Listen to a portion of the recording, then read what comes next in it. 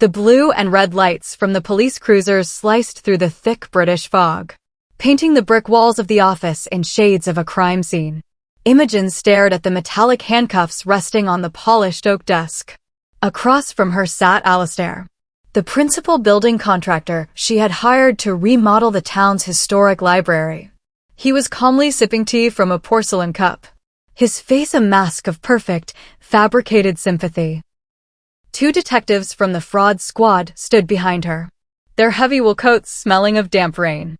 They held a folder containing 3 years of forged offshore bank statements. Every single document bore Imogen's signature, authorizing the transfer of £4 million of public restoration funds into a private account in the Cayman Islands. She turned her eyes to Alistair, her chest tightening with absolute betrayal. He had been more than a contractor. He was the man she trusted with her late father's architectural legacy. Now, he was watching her fall. "I'm sorry, Imogen," Alistair said, his voice smooth and entirely devoid of warmth. "I tried to tell them there must be a mistake. But the numbers don't lie." Imogen shifts from utter confusion to a cold, suffocating realization that the man she trusted had systematically planned her destruction. "Officer," Alistair added softly, "you might want to check her car boot for the missing laptop." The prison cell smelled of old bleach and damp concrete. Imogen spent 12 hours on a hard plastic bench before her solicitor managed to secure interim bail. Her reputation in the city was gone overnight. The local news headlines already branded her as the corrupt architect who stole from the community. When she returned to her flat, she found the front door hanging open.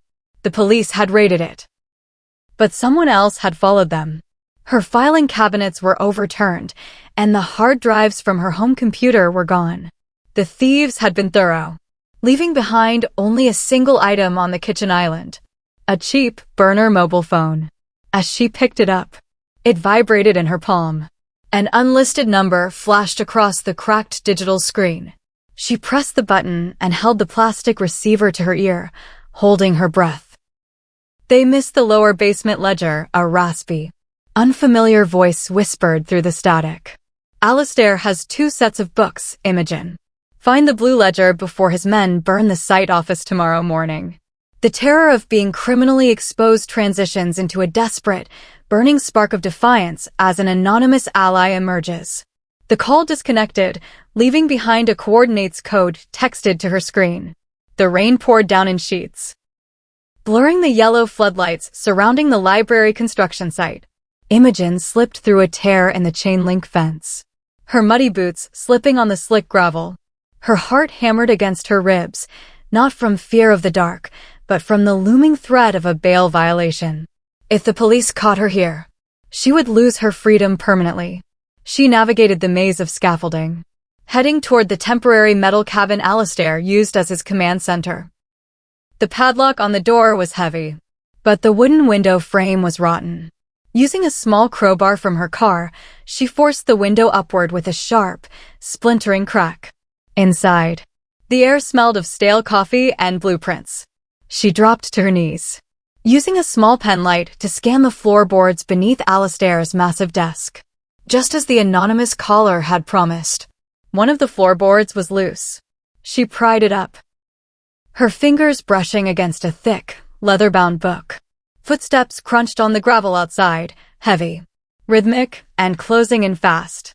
The vulnerability of being an outcast turns into a hyper-focused rush of adrenaline as she holds the evidence of her innocence. A flashlight beam cut through the dark cabin window, pinning her against the wall. Imogen dropped to the floor, sliding the blue ledger beneath her waterproof jacket.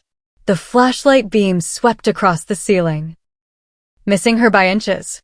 Outside, a rough voice cursed into a walkie-talkie. It was Callum, Alistair's ruthless site foreman. The windows open, Callum barked into the radio. "Someone's inside. Find them before they get to the main gate." Imogen didn't hesitate. She crawled through the rear emergency exit of the cabin, dropping into a muddy trench below. The cold water soaked through her clothes. But she kept moving, keeping her head low beneath the shadows of the concrete pillars. She managed to slip past the perimeter fence, just as Callum's flashlight illuminated the trench she had occupied seconds prior. Safely back inside her car, she flipped open the blue ledger under the dashboard light. The pages didn't contain bank routing numbers or construction invoices.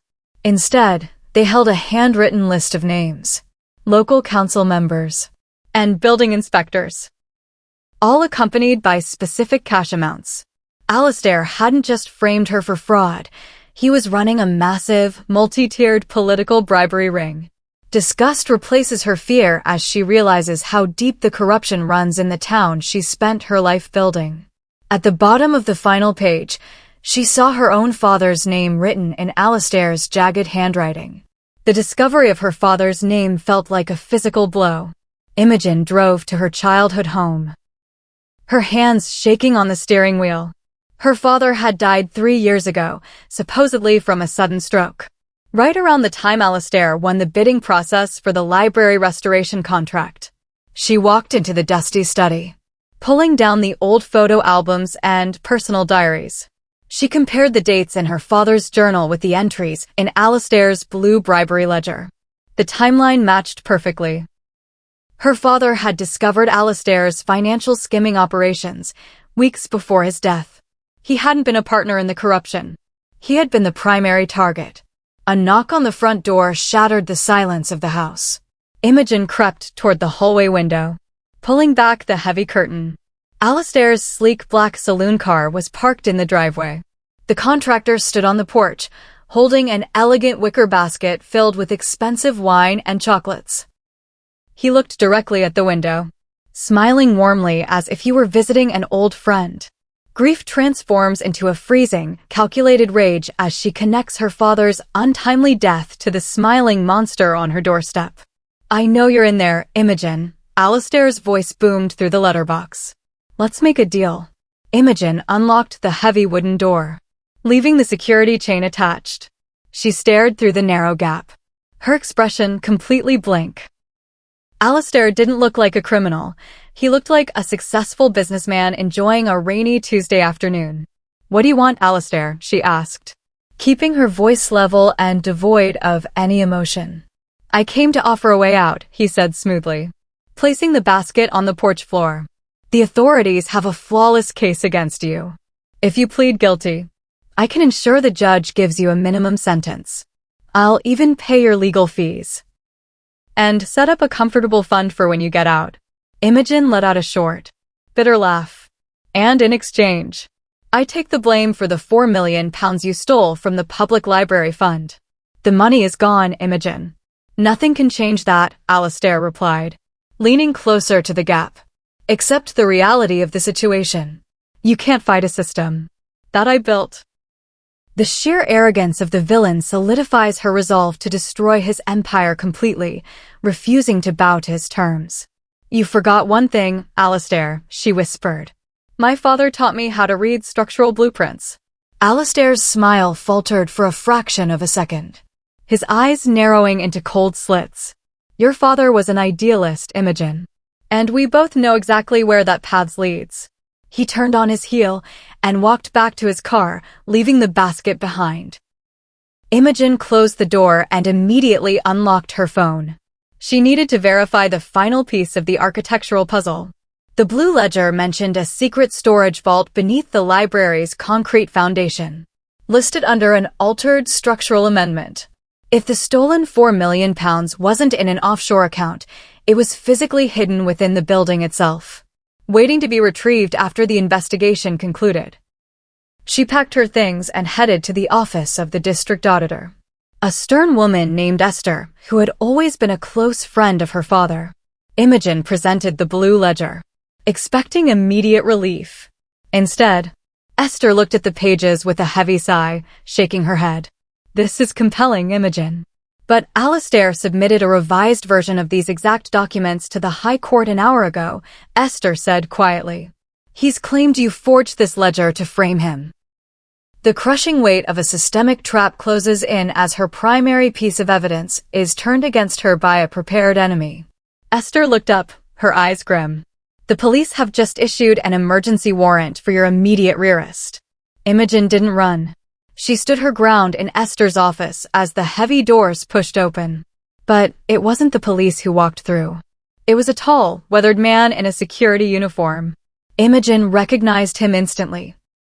It was Dominic, the head of night security at the library site for over 2 decades.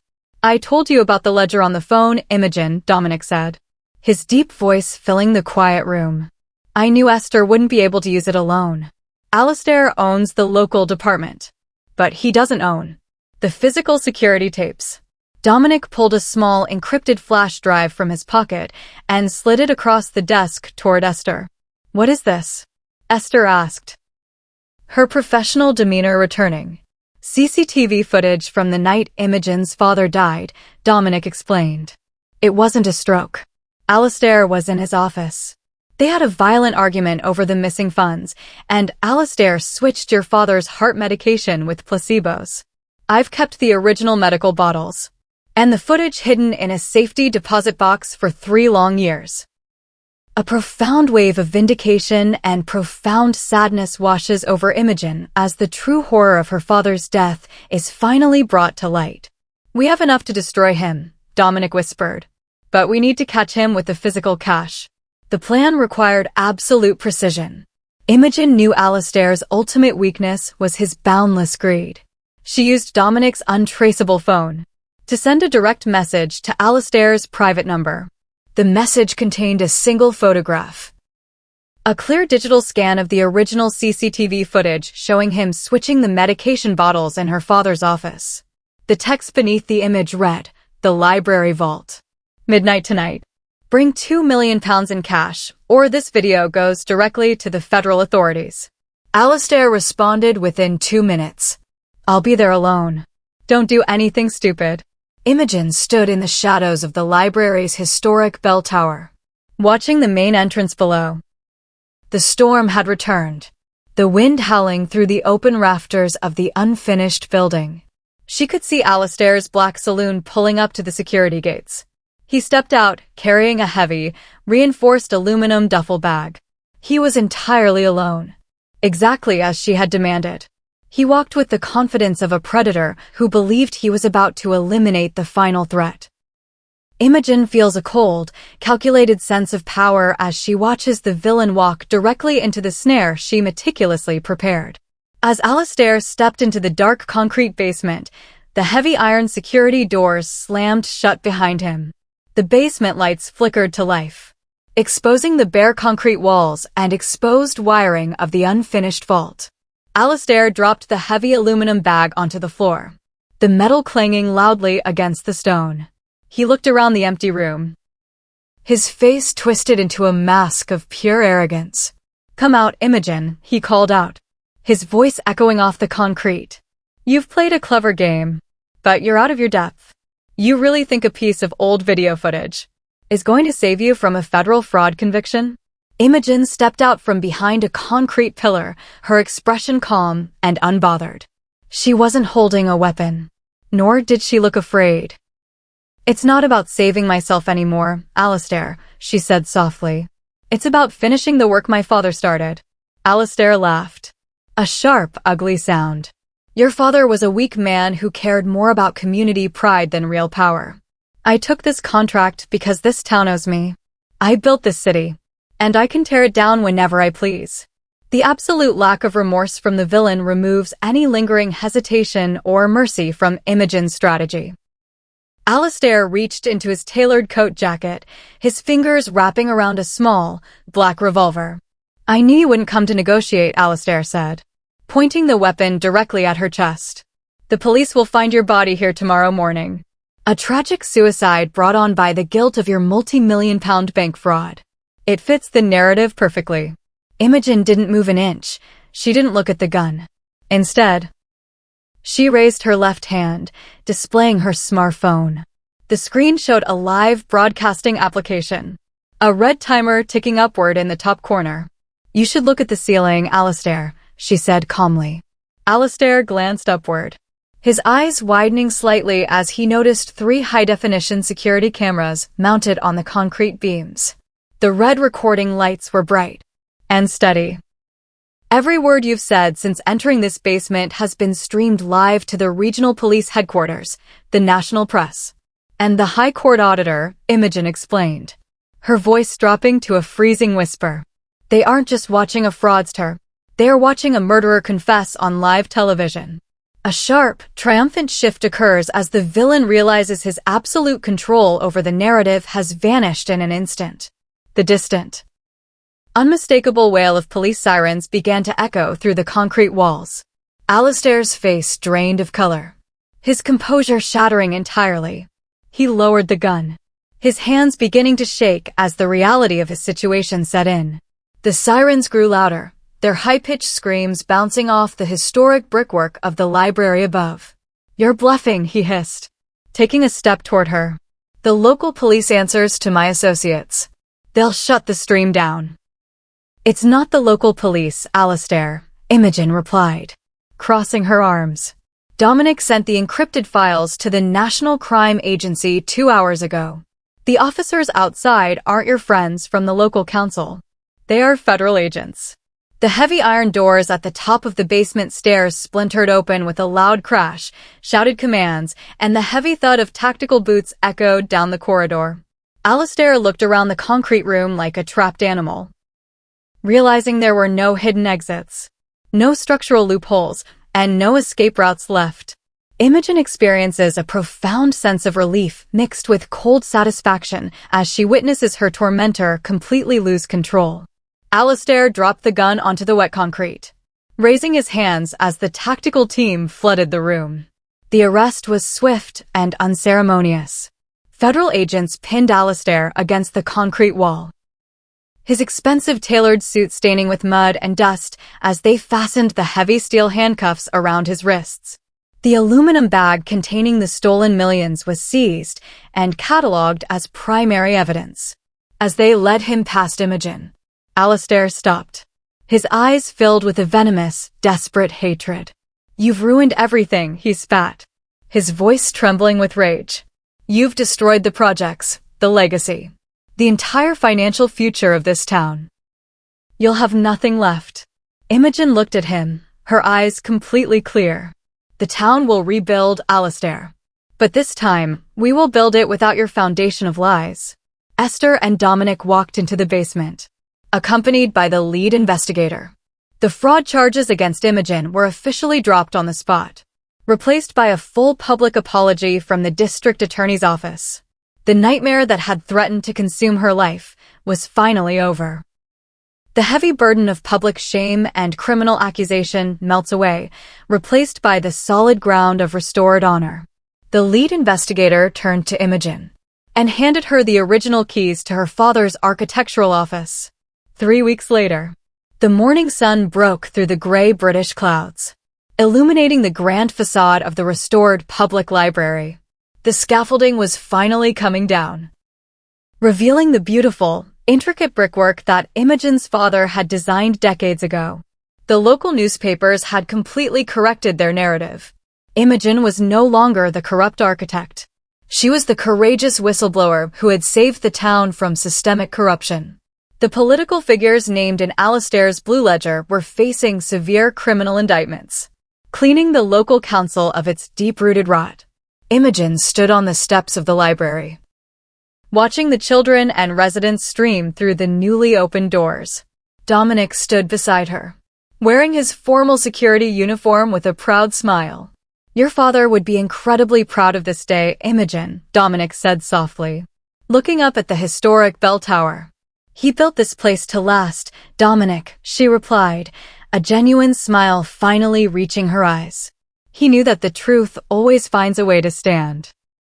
A transition from bitter survival to peaceful accomplishment as the community her father loved is returned to its rightful owners.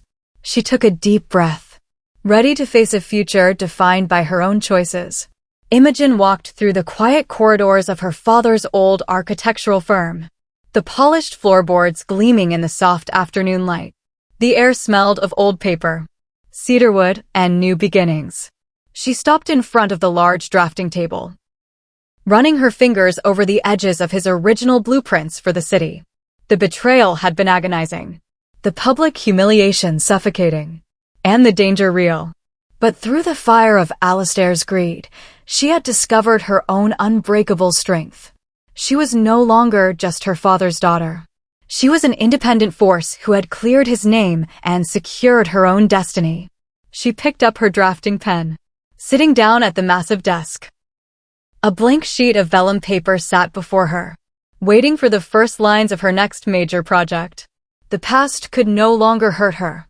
The shadows of corruption were gone, replaced by the bright, unyielding clarity of a new day. Absolute emotional liberation and profound inner peace settle over Imogen as she reclaims her life and professional passion. You can frame an innocent person for a season, but you can never build a permanent empire on a stolen foundation.